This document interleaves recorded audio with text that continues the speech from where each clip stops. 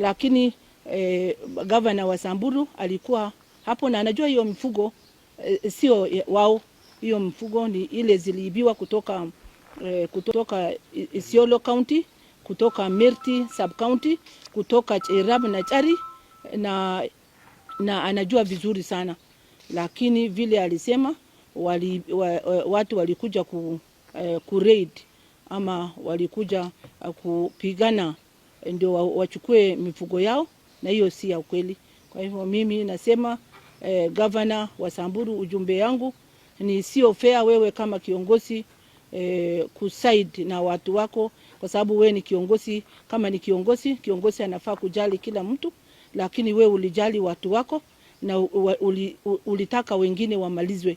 Ndio maana wewe ulikuwa field kwa macho yako mambo ya crushing ya innocent young people ambaye tu walienda kujitafutia mali yao iliweza kukrashiwa. Na sisi tuna condemn hiyo act ambaye wewe kama kiongozi ulifanya, na pia wale wa MCS wenzetu wenye walihusika na hiyo, badala kuleta uhamasishaji ama kuleta mapatano katikati ya wale wanazozana, kwa sababu sisi ni majirani na ujirani isongi ni Mwenyezi Mungu amepanga, ni ardhi ya Mwenyezi Mungu na isongi hata kama watu wanachukiana. Ni mzuri coexist, lakini hiyo coexist kama mambo ni hivi itakaa ni ngumu, kwa sababu hata sisi hatutakaa chini kuangalia ikiwa mali yetu na beba sisi watu wetu wanabaki maskini, na itakuwa sasa kumalizana, na itakuwa sasa hakuna salama upande yote. Unajua watu wetu mategemeo yao nyingi ni mifugo. Hawana shamba kwa sababu huko ni asal area. Mategemeo nyingi ni mifugo, na mifugo wamenyang'anywa, wamebaki umaskini, hali ya umaskini. Haya rangeland karibu 100 kilomita ndani ambaye hawa wanalisha mifugo yao kawaida. Saa hii imekuwa ni no go zone ambaye mwaka kadhaa sasa watu wajatumia kulisha mifugo.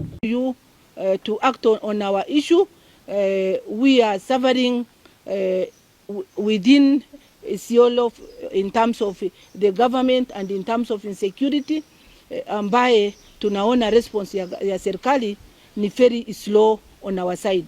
We are citizen of Kenya and we deserve equal treatment from the government. We are seeing that we are neglected, we are ignored, and we don't know why.